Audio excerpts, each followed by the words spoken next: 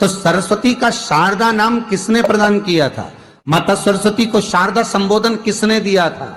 माता सरस्वती को शारदा का संबोधन किस समय पर प्रदान किया गया था? जिस समय पर शंकर और पार्वती भ्रमण पर निकल रहे थे और भगवान ब्रह्मदेव सरस्वती को ढूंढ रहे थे, और माता सरस्वती को ढूंढते हुए ब्रह्मा जब भगवान शंकर की साक्षी में पहुंचे हैं, तब भगवान शंकर से ब्रह्मदेव ने कहा, आप कहीं सरस्वती को देखें तो मुझे भेजिएगा, मेरे पास में भेजिएगा। शंकर भगवान ने उसी समय पार्वती से कहा, पार्वती, जैसे एक स्त्री जो पतिव्रता धर्म का पालन करने वाली है, एक नारी पतिव्रता धर्म का पालन करने वाली होती है, पति को परमेश्वर मानने वाली होती है, पति के चरणों का रसतत्व ग्रहण करने वाली होती है, तो वो पर पुरुष का स्मरण नहीं करती। उसी तरह एक पति जो अपनी अर्धांगिनी के साथ में रहे और अर्धांगिनी के साथ चले, तो पर नारी का स्मरण नहीं होना चाहिए। तो एक काम करो पार्वती, तुम उस सरस्वती को बुलाना प्रारंभ करो।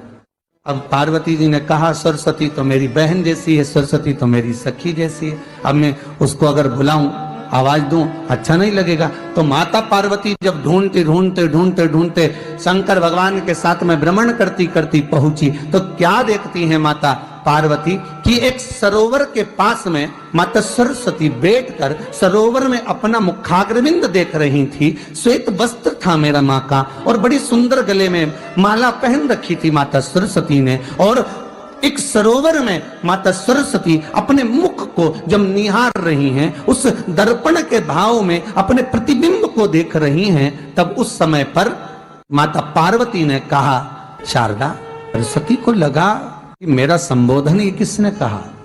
पलट कर देखा, सरस्वती ने कहा, पार्वती तुम? हाँ, मैंने तेरा जो दर्पण में प्रतिबिंब देखा है, तेरा स्वरूप देखा, पर तू इतनी सुंदर है, इतनी सुंदर है, पर तेरा जल में जो स्वरूप देखा ना, वो नीला दिखाई दिया, थोड़ा सा श्याम दिखाई दिया, इसलिए मैंने तुझे शारदा कह दिया। आज भी हमारे मध्य प्रदेश के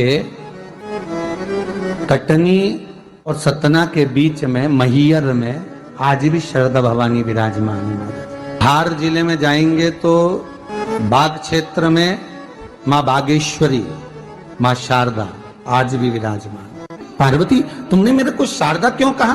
क्योंकि तेरा जो प्रतिबिंब था वो श्याम नजर आ रहा था मुझे, उस प्रतिबिंब को देखकर मैंने तुझे शारदा का संबोधन दिया। तुम्हें ब्रह्मा जी बुला रहे हैं। सरस्वती ने कहा, मैया दीदी, आपने मुझे जो नाम दिया है, जगत के लोग, संसार के लोग मुझे इस नाम से जब पुकारेंगे, तो ये शारदा, ये सरस्वती स्वयं उसके कंठ पर, उसके मस्तिष्क पर सदा विराजमान रहेगी, ये शारदा बनकर। इसलिए हमारे स्कूलों में, हमारे काव्य ग्रंथों में, हमारे जो कविगण रात्रि को जो काव्य पाठ करते हैं, कविता का स्मरण करते हैं, वो सरस्वती की वंदना नहीं करते, हे शारदे माँ, शारदा की वंदना करते। कभी आपसे कोई पूछ ले कि शारदा नाम पार्वती सरस्वती का कब पड़ा, तो आप बता सकते कि ये माता शारदा नाम कोई सहज नहीं है। माँ ढूंढने के लिए जब निकली, ब्रह्मदेव के कहने पर भगवान शिव के साथ भ्रमण करती, नाम का उच्चारण कोई सहज नहीं होता। कोई देखता होगा, दादाजी ने अगर किसी का नाम कुछ रखा है तो कुछ सोच के रखा होगा, पिताजी ने अगर कुछ रखा है तो उसके मन में कुछ आया होगा तो रखा होगा, मम्मी ने अगर कोई नाम रखा है तो उसने कोई विचार कर कर रखा होगा। कोई नाम अगर किसी का रखा जाता है तो उसके अनुकूल रखा जाता है कि हो सकता है कि वो नाम की क्या उसके मन में चल रहा होगा। तो शारदा का संबोधन कोई सहज नहीं है। माता सरस्वती का एक नाम शारदा हुआ, इसलिए संबोधन में सरस्वती कम शारदे मां ज्यादा बोला जाता है। आप काव्य पाठ कर लो, नाम जाप कर लो, स्मरण कर लो।